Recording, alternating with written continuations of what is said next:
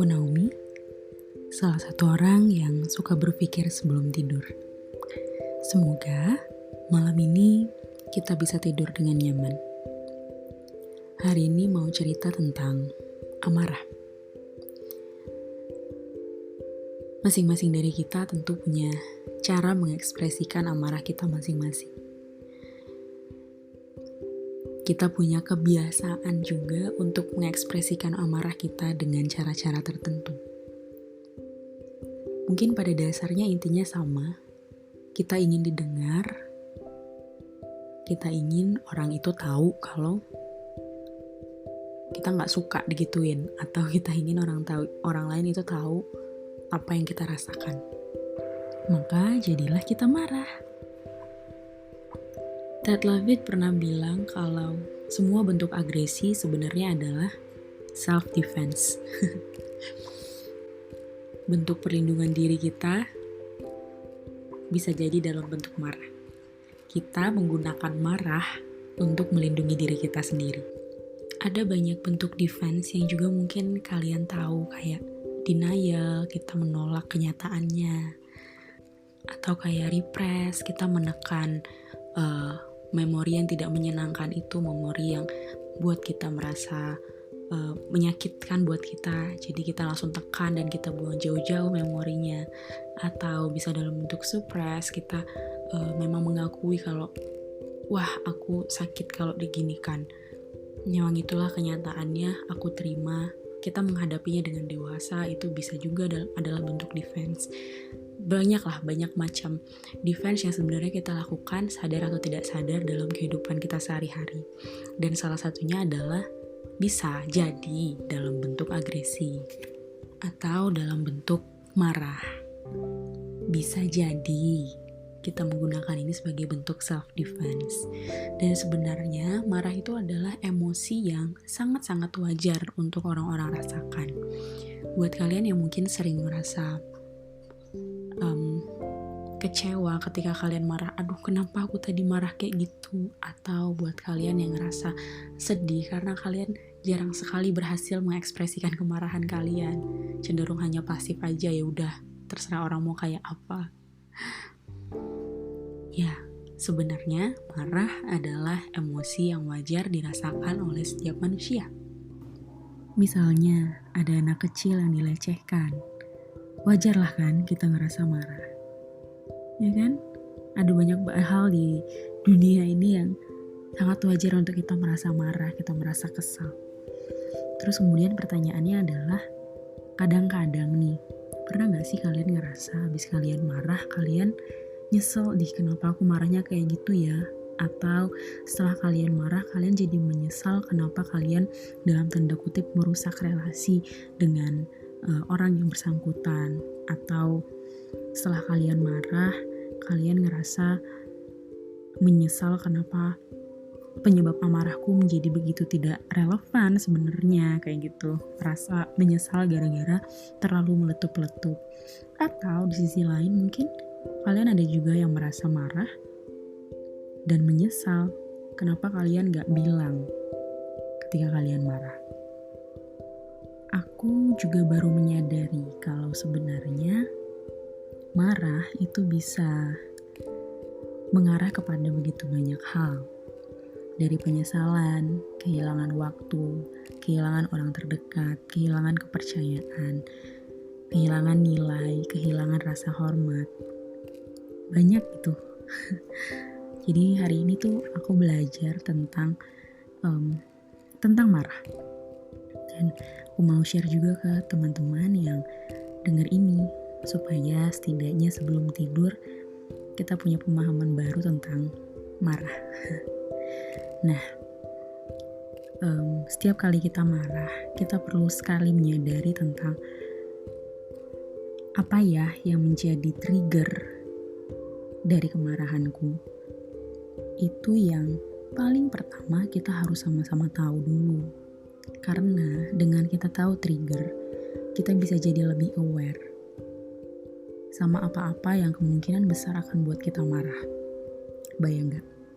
Misalnya trigger kita adalah ketika kita dibohongi, atau ketika kita merasa tidak dipercaya, atau ketika orang lain merendahkan kita terhadap hal-hal yang sebenarnya kita yakin kita bisa lakukan, tapi kita direndahkan, kita marah.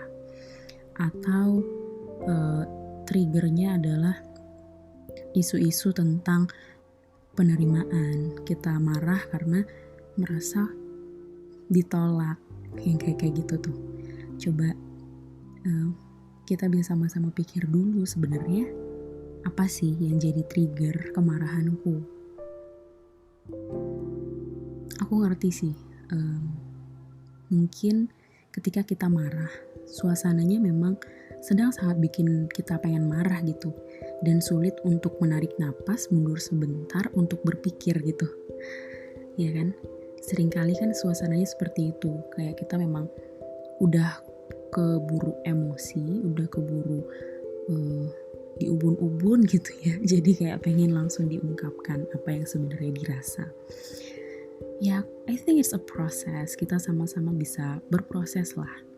Kalau memang mau menjadi lebih baik, kenapa enggak? Ya enggak. Setiap kali pengen marah, perlu tahu, perlu mempertimbangkan apa untungnya aku marah dan apa yang aku korbankan ketika aku marah. Misalnya, kalian mau marah sama teman kalian karena sesuatu hal, tetap juga harus mempertimbangkan apa yang akan kukorbankan, entah itu relasi, entah itu waktu, ya kan? Dan tetap harus mempertimbangkan apa yang manfaatnya bisa aku dapatkan, entah itu penjelasan. Manfaat yang bisa aku dapatkan adalah negosiasi, mendapatkan manfaat dalam bentuk apa gitu, manfaat yang pengen kalian dapatkan dari marah itu gitu. Karena seringkali waktu kita marah kita nggak menimbang bahwa kemungkinan kita akan menyakiti hati lawan bicara kita, bahwa kemungkinan kita akan kemudian menyakiti diri kita sendiri. Nah, jadi kita bisa bilang kalau sebenarnya marah adalah pilihan. Kita yang pilih, kita mau marah atau kita mau nggak marah. Kita mau marahnya meledak-meledak atau kita mau marahnya tenang. Kita mau menekan amarah kita terus diam aja atau kita mau menyampaikannya dengan benar. Itu semua pilihan.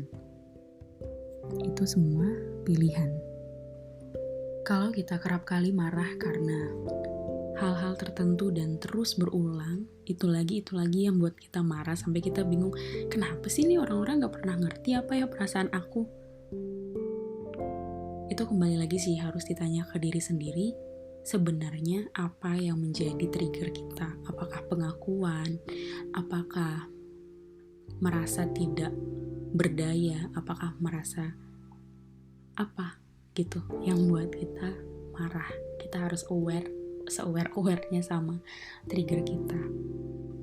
Jangan pernah mencoba untuk mencari jalan keluar ketika dua-duanya atau kita dan orang yang kita marahin tuh sedang dalam kondisi sama-sama marah ya. Gak akan ketemu jalan keluarnya. Yang ada makin lama makin ekskalasi gitu ya. Apa itu ekskalasi? Semakin meningkat gitu kemarahannya. Karena ngerasa dilawan terus gitu. Jadi berdiskusilah ketika sudah sama-sama tenang. Berdiskusilah dengan pikiran yang sudah mulai rasional. Tentu ada 1-2 hal atau banyak hal yang buat kita marah dan terutama terkait dengan relasi kita dengan orang lain ya. Hidup dengan orang lain itu kan gak gampang ya. Kita punya keinginan kita sendiri, orang lain punya keinginan dan preferensinya sendiri, dan untuk menyatukan itu tentu butuh effort, tentu butuh 1-2 hal yang harus dikorbankan, ya gak? Setuju gak? Nah, ketika kita berelasi dengan orang lain dan ada 1-2 hal yang buat kita tuh gak bisa terima gitu, dan kita selalu kesel karena hal itu. Sama halnya dengan orang lain yang berelasi dengan kita karena satu dua hal, selalu terpicu ke kesalahannya karena hal-hal yang buat kita gak apa-apa, tapi buat dia apa-apa.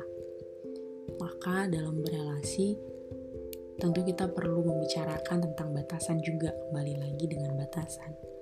Apa yang menjadi batasku dan apa yang menjadi batasmu.